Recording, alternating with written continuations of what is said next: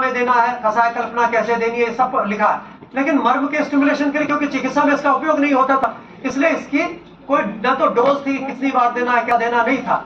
तो एक सामान्य विचार आया कि minimal stimulation should be given to the marma point. देखिए, यदि हमारे पास ये एक आर्टिकल है, इसको हमें तोलना है, तो एक तराजू के पलड़े पर हम इसको रखें और दूसरी जगह 50 किलो का वजन रखेंगे तो क्या होगा?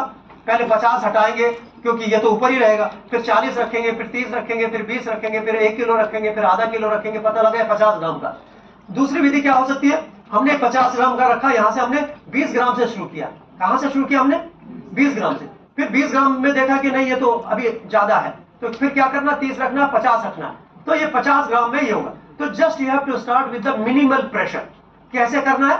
मिनिमल प्रेशर से स्टार्ट करना है। और 0.8 सेकंड का stimulus, which is the most common stimulus, जो हमारा शरीर बचपन से झेलता है। एक कार्डियक साइकिल में कितना समय होता है? 0.8 सेकंड। तो वो आप देख रहे हैं कि 24 घंटे हमारे हार्ट को उस स्टिमुलस को सहने की आदत है। तो हमने क्या किया? मिनिमल स्टिमुलस कितना का रखा? 0.8 सेकंड का। 0.8 सेकंड जानते हैं आप कितना होता? यदि आप मरीज से कहेंगे 0.8 तो समझेगा नहीं। तो हम लोगों ने उसकी एक यूनिट बनाई, ओम नमः शिवाय यूनिट। जैसे ओम रेजिस्टेंस की यूनिट है, तो इसकी हम लोगों ने बनाई। आप यदि 72 बार ओम नमः शिवाय कहते हो, ओम नमः शिवाय यदि 72 बार कहते हो तो 60 सेकंड होते हैं। आज चाहे जाके आप एक बार घड़ी मिला के उसको देख लेना, टाइमर लगाइए और 72 बार ओम नमः शिवाय कह के देखिए, तो किसी के 58 सेकंड होंगे, किसी के 62 होंगे, किसी के 60 होंगे, किसी के 59 होंगे। ठीक है, कंटिन्यूटी में, जल्दी भी नहीं बोलना, ठीक से बोलना जितने में आप बोल सके। तो उतनी देर के लिए एक स्टिमुलस देना है, फिर छोड़ना है, फिर देना है, फिर छोड़ना है। कितने स्टिमुलस देने एक बार में?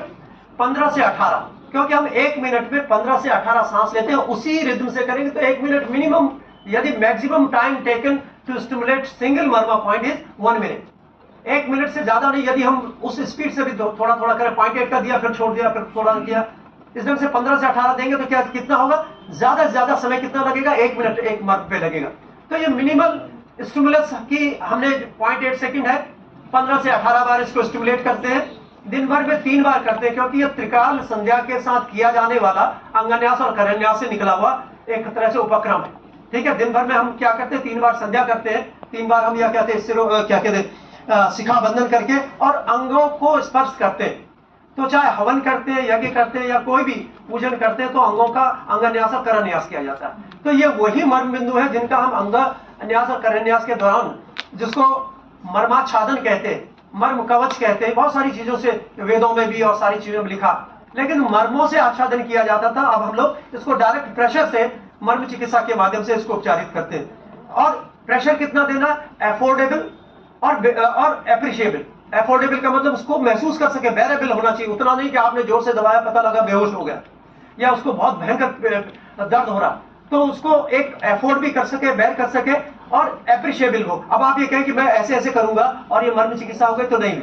तो एप्रिशिएबल भी होना चाहिए, वो महसूस होना चाहिए कि प्रेशर है, उसको एप्रिशिएबल होना चाहिए। और क्या और दूसरा अफोर्डेबल होना चाहिए। तो ऐसी स्थिति में आप समझ सकते हैं, ये दूसरी चीज मैंने बताई।